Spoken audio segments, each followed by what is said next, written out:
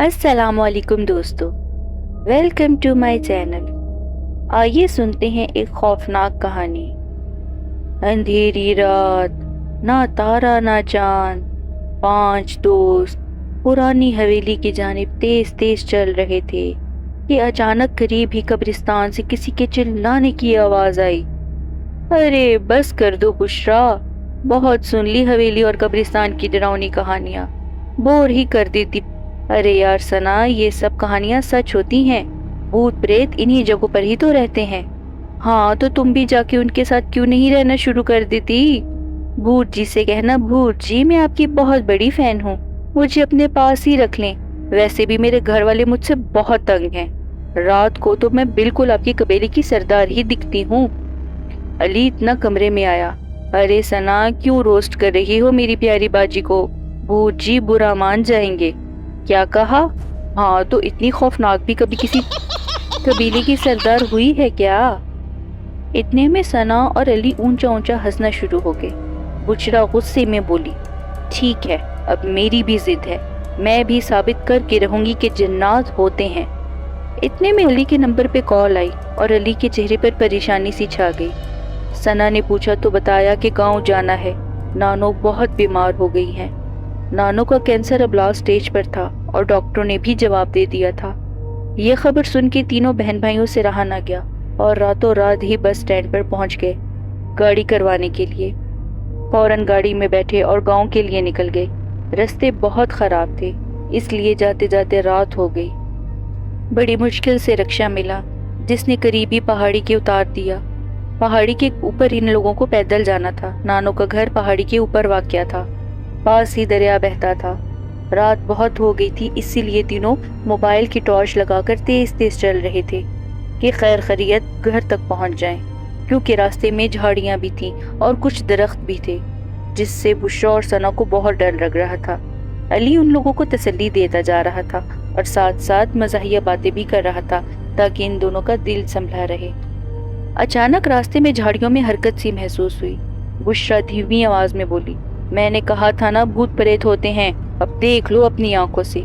तभी झाड़ियों के बीच में से अचानक एक चूहा बाहर निकल के भागा। अली और सना बुशरा की जानिब देखकर हंसना शुरू हो गए। खैर तेज रफ्तारी से घर पहुंच गए। दस्तक दी, अंदर से दरवाजा खुला। मामू ने सलाम किया। वालेकुम सलाम कहा। माँ सिटी भी अंदर ही बैठी थी नानो के पास। पानी पिया, सबने मिलकर खाना खाया। मामू बोले, बच्चे बहुत रात हो गई, इतनी रात गए को क्यों आ गए? रास्ते में कुछ हो जाता तो कौन जिम्मेदार था? लेकिन अली ने कहा कि मामू जान, नानो की खबर सुनते ही रहा नहीं गया। बुशरा ने तजस्सुस भरे लहजे में पूछा, क्या मतलब मामू, रास्ते में क्या हो सकता था? मामू ने कहा, बेटा गांव के लोगों में अजीब अजीब बातें मशहूर हैं।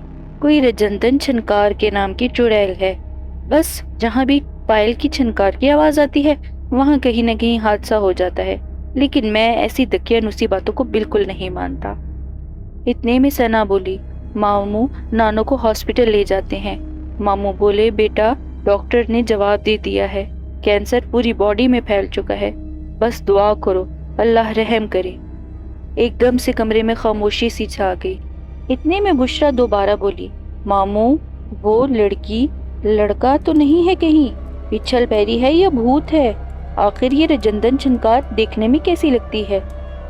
अली ने उसकी जानिब गुस्से से देखा और बोला, अरे चुप कर जाओ बुशरा, तुम्हारी सुई वहीं अटकी है, अपने सर से भूत प्रेत का जुनून उतार दो। इतने में खाला जी रोते हुए मामू की जानिब देखकर बोली, अम्मा अल्लाह को प्यारी हो गई हैं।